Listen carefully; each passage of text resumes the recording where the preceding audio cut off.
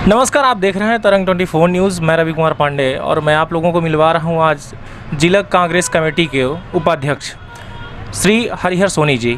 मैं आप लोगों को बताना चाहूँगा कि एक्चुअली हुआ ये था कि सीधी ज़िले में जो है इनको कोरोना हो गया था। कोरोना उस टाइम पे हुआ था जब कोरोना का स्टार्टिंग जब देखने को मिला था, उसके कुछ ही महीनों बाद जो है इनको कोरोना हो गया था। और कोरोना जो है, क्या फीलिंग थी इनकी और क्या चीज़ें रही कोरोना के दौरान, इनके साथ क्या हुआ, वही सभी जानकारियों के साथ हम आपको रूबरू करवा रहे हैं। पहले तो मैं शुक्रिया अदा करूंगा इनका कि ये हमारे चैनल पे आए हैं और उनसे मैं बात कर पा रहा हूं। बहुत बहुत धन्यवाद आपका। और आपसे मैं ये चीज़ जानना चाहूँगा कि जब आपको कोरोना हुआ, जब आपने देखा कि आप अपने आप को फील कर रहे थे कि हमें कोरोना हुआ, तो क्या फीलिंग थी, क्या बीमारी आपको लग रही थी? पहली बात तो मैं ये बता दूं कि जिस समय हमको कोरोना पॉजिटिव की रिपोर्ट आई है, उस समय मुझे बिल्कुल ही कोई फीलिंग नहीं थी, कोई मतलब कोरोना का कोई लक्षण मेरे ऊपर नहीं था।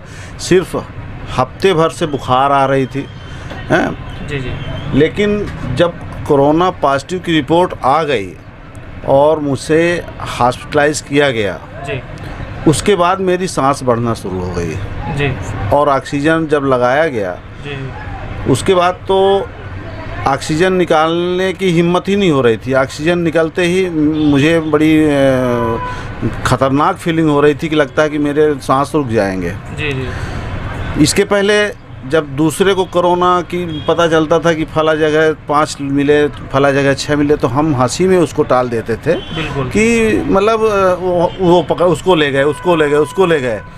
लेकिन जब अपने ऊपर बीती तो मैं मौत के दरवाजे तक जाकर के लौटा हूँ। इसलिए मैं सबसे गुजारिश करता हूँ कि कोरोना बहुत ही ख़तरनाक बीमारी है, इससे अगर बचा जाए तो ज़्यादा अच्छा है। मैं तो सिर्फ एक दिन यहाँ हॉस्पिटल में था, इसके बाद हमारे परिवार के लोग, बच्चे बच्चियाँ सब लोग ले जा कर के चिरायु अस्पताल भोपाल में एडमिट किए, जहाँ इतनी अच्छी सुविधा थी जिसके चलते मुझे आज आप सबके बीच में रहने का अवसर मिला है। नहीं तो जो हालात अब नज़र आ रहे हैं तो मुझे नहीं लगता कि चिरायु अस्पताल में भी वो व्यवस्था हो पाएगी, क्योंकि इतनी तेज़ी से बढ़ रहे हैं कोरोना के पेशेंट कि वो कहाँ तक वो व्यवस्था दे पाएंगे। दूसरा, सरकार का जो शासन एड देती थी वो भी नहीं दे रही है, तो अब अपने पैसे से सारी व्यवस्थाएं कर पाना भी मुश्किल है। जी। इसलिए तो इतनी खतरनाक व्यवस्था हो चुकी है और माहौल हो चुका है कि अब अपने से ही कुछ व्यवस्था की जाए, सोशल डिस्टेंसिंग का, मास्क का, ये सब अपने से ही उपयोग किया जाए और उससे बचा जाए। और नहीं तो जब कोरोना हो जाएगा तो फिर सब ऊपर वाले से ही काम रहेगा, नीचे वाला या कोई भी, मुझको तो नहीं लगता कि ऐसा कुछ कर पाएंगे। बिल्कुल।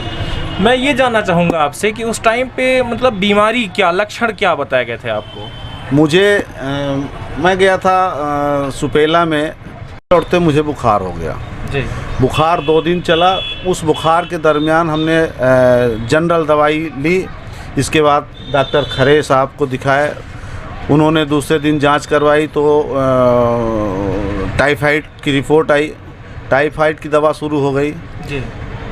4-5 दिन तक बुखार हमारी रात में आ जाए, दिन भर ठीक रहे, कुछ समझ में नहीं आ रहा था। उसी दरमियान हमारे छोटे भाई को कोरोना पॉजिटिव की रिपोर्ट आई और वो एडमिट हो गए हॉस्पिटल में जी। जब उसकी रिपोर्ट आ गई 4 दिन बाद फिर हमको भी लोगों ने कहा कि आप भी जांच करवा लीजिए। जब जांच करवाए तो कोरोना पॉजिटिव रिपोर्ट आई, जबकि मुझे स्वाद भी बराबर मिल रहा था, गंध भी बराबर मिल रही थी। मतलब कोरोना के कोई लक्षण ही नहीं थे जिस समय हमको रिपोर्ट मिली थी पॉजिटिव, और रिपोर्ट हाथ में आई कि लक्षण आना शुरू हो गया।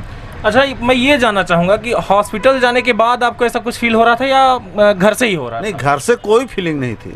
घर में सब कुछ अच्छा था, टेस्ट भी अच्छा आ रहा था, गंध भी अच्छी आ रही थी हैं। लेकिन रिपोर्ट आ गई तो घर के लोगों में दहशत हो गई। और यहाँ एक डॉक्टर मनोज सिंह चौहान है, जिन्होंने मुझसे रिक्वेस्ट किया कि आपको डायबिटीज़ है और आपको हॉस्पिटलाइज होना चाहिए। और मैं हॉस्पिटल गया, वहाँ एडमिट हुए और समय से पूरी व्यवस्था हो गई। दूसरे दिन मैं भोपाल चला गया, चिरायु में 10 दिन एडमिट था। वहाँ सारी व्यवस्था हुई, जिसके चलते मैं आप सबके बीच में पुनः उपस्थित हो गया हूँ। अच्छा, ये चीज़ आप मुझे बताइए कि जब कोरोना आपका पॉजिटिव मतलब पाया गया, यानी कि लक्षण थे तभी तो आपका जो है तो पॉजिटिव पाया गया, तो जिस दौरान आपके हाथ में जब रिपोर्ट आई तब तक आपको कुछ फील नहीं हो रहा था, तो ये कह सकते हैं एक तरीके से कि जब आपके हाथ में रिपोर्ट आई तो वो घबराहट भी हुई आपको, पूरे परिवार में भगदड़ सी मच गई बिल्कुल कि भाई कोरोना हो गया है, और ऊपर से आपको जो है तो शुगर की बीमारी थी और कह सकते हैं ब्लड प्रेशर की भी बीमारी थी। तो जब आपको इतनी बीमारियां थी, आपके हाथ में जब रिपोर्ट आई तो एक नॉर्मल सी बात है कि शरीर में कुछ फास्ट तो ऑलरेडी बढ़ जाएगा, जैसे सांसें बढ़ने लगेंगी, आपकी कई सारी बीमारियां जो हैं वो ऑलरेडी अवगति होने लगेंगी फिर से। तो ये क्या कहेंगे इसके बारे में कि रिपोर्ट के बाद हॉस्पिटल में जाने के बाद ऐसे कुछ समस्या हो रही थी, पहले से आपको कुछ लग रहा था कि मेरे अंदर कोरोना हो गया मुझे? चूँकि माहौल चल ही रहा है कोरोना का और एक हफ्ते से मुझे बुखार आ रही थी, तो लक्षण पहले आए या बाद में आए, कुछ लोगों को पहले से टेस्ट आना बंद हो जाता था, गंध आनी बंद हो जाती थी, लेकिन मुझे ऐसा कुछ भी नहीं हुआ था। मुझे केवल फीवर, एक हफ्ते तक लगातार फीवर आई है, वो भी दिन में नहीं आती थी, रात में अच्छी जम के फीवर 103-104 डिग्री बुखार होती थी हैं। और उसके बाद मेरे बेटी दामाद ने भी कहा कि आप टेस्ट करा लीजिए, टेस्ट कराने में कोई दिक्कत नहीं होगी। तो मैं गया, अपने से टेस्ट कराया, फिर घर आ गया, रिपोर्ट आई तब मैं घर में था। तो बच्चे ने वहाँ से फ़ोन किया कि आपकी रिपोर्ट पॉजिटिव आई है, आप किसी से मत मिलिएगा। और फिर मैं अलग कमरे में रहा। रात को 9 बजे डॉक्टर मनोज सिंह चौहान के समझाइश पर और घर के लोगों के निवेदन पर मैं फिर हॉस्पिटल गया और हॉस्पिटल में एडमिट हुआ। और उसके बाद ऑक्सीजन मुझे दी गई, तभी से पता नहीं क्यों मेरी सांस बढ़ने लगी, उसके पहले नहीं बढ़ रही थी। इसके पहले आप नॉर्मल फील कर रहे हैं? बिल्कुल नॉर्मल फील कर रहे थे। बुखार की ज़रूर वो थी, लेकिन इस तरह की कोरोना की कोई फीलिंग नहीं थी हमको। मतलब हम ये कह सकते हैं कि कुछ ऐसे ट्रीटमेंट भी किए जा रहे थे कि बॉडी में जो है तो फील होने लगा कि हमें अब कोरोना हो गया है। भाई बुखार थी और हमने वो ऑक्सीजन ऑक्सीमीटर से जब नापा तो मेरी 90 ऑक्सीमीटर में 90 की रीडिंग आई थी। तो चूँकि हमारे समधी साहब भी पैथोलॉजिस्ट हैं, उन्होंने भी कहा कि 90 के नीचे अगर आ रही है तो आपको हॉस्पिटल जाना ज़रूरी है। और मैं भी सोचा कि दिक्कत ही क्या है, यहाँ रहेंगे तो तकलीफ़ बढ़ जाएगी, फिर दिक्कत होगी, तो हॉस्पिटल चले गए। लेकिन वहाँ हॉस्पिटल पहुँचे हैं और ऑक्सीजन लगा है, उसके बाद से अगर ऑक्सीजन निकाली जाती थी, बाथरूम भी गए ऑक्सीजन निकाल के, तो बड़ी बेचैनी होती थी, लगता था कितना जल्दी मुझे फिर ऑक्सीजन मिले बिल्कुल। और फिर ऑक्सीजन जब लग जाती थी तब राहत मिलती थी। और इसके बाद दूसरे दिन फिर सब लोगों ने कहा कि यहाँ सीधी में उतनी अच्छी व्यवस्था नहीं है, आप भोपाल चले जाइए, वहाँ सब व्यवस्था हो जाएगी। तो फिर मैं भोपाल गया, वहाँ सारी व्यवस्थाएं बहुत ही अच्छी थी और अच्छी तरह से ट्रीटमेंट हुआ। लेकिन मेरा अब तो इस माहौल में सबसे आम जनमानस से निवेदन है कि बिल्कुल भी लापरवाही न करें, सोशल डिस्टेंसिंग और मास्क का उपयोग करें। पैसे की लालच में या कमाई के लालच में अपना जीवन न बर्बाद करें। कम खाएं, गम खाएं, यही एक तरीका है और आराम से आपको जीवन मिल सकता है अगर आप इस नियम का पालन करें तो। बिल्कुल बिल्कुल। जैसे कि आपको देखने को मिल रहा है कि कोरोना जो है तो पहले जो था तो आपके अंदर जो है वो फीलिंग नहीं थी कि कोरोना को लेके कि मतलब हमारे अंदर कोरोना है, बहुत अच्छी तरीके से चल रहा था आपका जो जीवन है, खाना पीना, कह सकते हैं कि किसी चीज़ की स्मेल जो गंध है वो भी आ रही थी बराबर, सभी तरीके से जो था एक नॉर्मल चल रहा था बिल्कुल। लेकिन कह सकते हैं कि इसमें 2-3 चीज़ें हैं कि जो कि आपके हाथ में जब रिपोर्ट आती है तो रिपोर्ट आने के बाद जो है तो शरीर के अंदर जो रोग होते हैं वो एक्टिव हो जाते हैं। जैसे कि मान लीजिए बीपी जो होती है वो तो उससे लंबी लंबी सांसें, ये सभी तरीके की घबराहट, पसीना, बहुत कुछ होने लगता है, वो चीज़ भी एक्टिव हो जाता है। तो आपका जो है तो अभी कैसे जीवन व्यतीत हो रहा है? मतलब कह सकते हैं कि नॉर्मल है बिल्कुल आपकी, आप कुछ आप अभी भी आपको जो है तो कमी फील हो रही है बॉडी में? मैं 10 दिसंबर को चिरायु अस्पताल से डिस्चार्ज हुआ। उस समय से काफ़ी वीकनेस और एक अजीब टाइप का डर जो बना हुआ था जी। वो अभी भी है। अच्छा। अभी भी ऐसा लगता है कि अगर मैं अब रिस्क लूँगा तो नहीं बचूँगा। इसलिए मैं अपनी पूरी दिनचर्या ही फिक्स करके रखी है। सुबह 6 बजे उठता हूँ, फिर लगातार घर में ही अपना सब कुछ एक्सरसाइज, मॉर्निंग वॉक, नाश्ता और उसके अनुरूप जी। सब कुछ कर रहा हूँ। बस 1 घंटे के लिए दुकान में बैठता हूँ, किसी भी कार्यक्रम में भाग नहीं लेता हूँ और सोशल डिस्टेंसिंग का भरपूर पालन कर रहा हूँ। क्योंकि एक डर तो अभी भी बना हुआ है। मैंने एक इंजेक्शन भी लगवा लिया है, अभी दूसरा डोज लगना है इसका वैक्सीन का। दूसरा डोज आज या कल मैं जाके लगवाऊंगा। तो ज़िंदगी तो अब कोरोना के बाद, कोरोना जिसको हो गया है उसकी एक तरह से वो विकलांग हो चुका है, कह सकते हैं ये बात। ये बिल्कुल 100% मैं आपको बता दूं कि जिसको कोरोना हो चुका है वो एक तरह से विकलांग हो चुका है। उसकी ज़िंदगी अब जो आगे की ज़िंदगी है उसको बहुत ही संभाल के चलनी पड़ेगी। अपने ताकत की दवाइयाँ, ताकत के पौष्टिक आहार लेना और मॉर्निंग वॉक करना, एक्सरसाइज करना, ये अपने दिनचर्या में शामिल करना बहुत ही अनिवार्य हो गया है। खाने में भी बहुत सही खाना होना चाहिए और जो रूटीन की दवाइयाँ हैं डायबिटीज़, ब्लड प्रेशर की, वो तो चलती रहेंगी। तो अभी बिल्कुल आप नॉर्मल फील कर रहे हैं, लेकिन एक डर है, अभी डर बना हुआ है, डर बहुत ज़्यादा बना हुआ है, लेकिन है नॉर्मल। इसके बावजूद डर इतना ज़्यादा बना हुआ है कि जिस तरह से माहौल बढ़ रहा है तो अब कहीं मेरे को हो गया तो अब मैं सहन शक्ति भी मेरी अब ख़त्म हो चुकी है।